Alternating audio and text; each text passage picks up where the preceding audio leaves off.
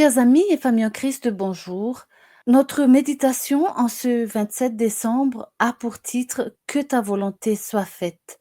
Il s'agit d'une lettre adressée à frère et sœur Wilson le 27 décembre 1898. Nos versets se trouvent dans Jacques chapitre 5, les versets 14 et 15. Quelqu'un parmi vous est-il malade, qu'il appelle les anciens de l'Église et que les anciens prient pour lui en loignant d'huile au nom du Seigneur. La prière de la foi sauvera le malade et le Seigneur le relèvera. Et s'il a commis des péchés, il lui sera pardonné. Lorsque nous prions pour les malades, ce n'est pas un signe de doute que de répéter si tu peux agir pour la gloire de ton nom en exaucant cette requête, nous te louerons, nous magnifierons ton saint nom.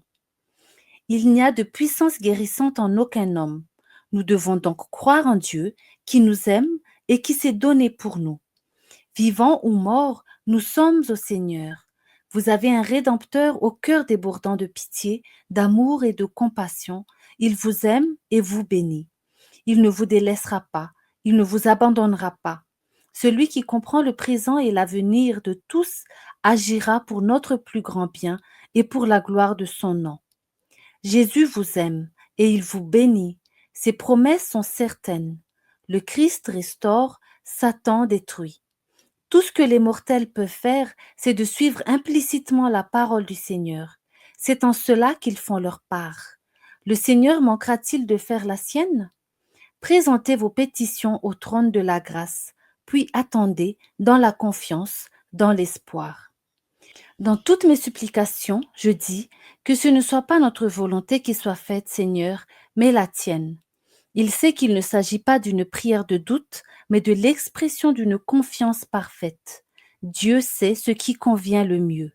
Notre tâche, c'est de prier, de croire et de l'attendre patiemment, lui qui est notre Sauveur. Je prie, ô Dieu, Dieu vivant, révèle-toi, manifeste ta puissance à ton peuple, et puisse cette maladie contribuer à notre bien et à la gloire de ton nom. Il n'y a pas de trace d'incrédulité dans cette prière, mais une soumission entière à la volonté du Dieu puissant qui peut sauver parfaitement tous ceux qui croient en lui.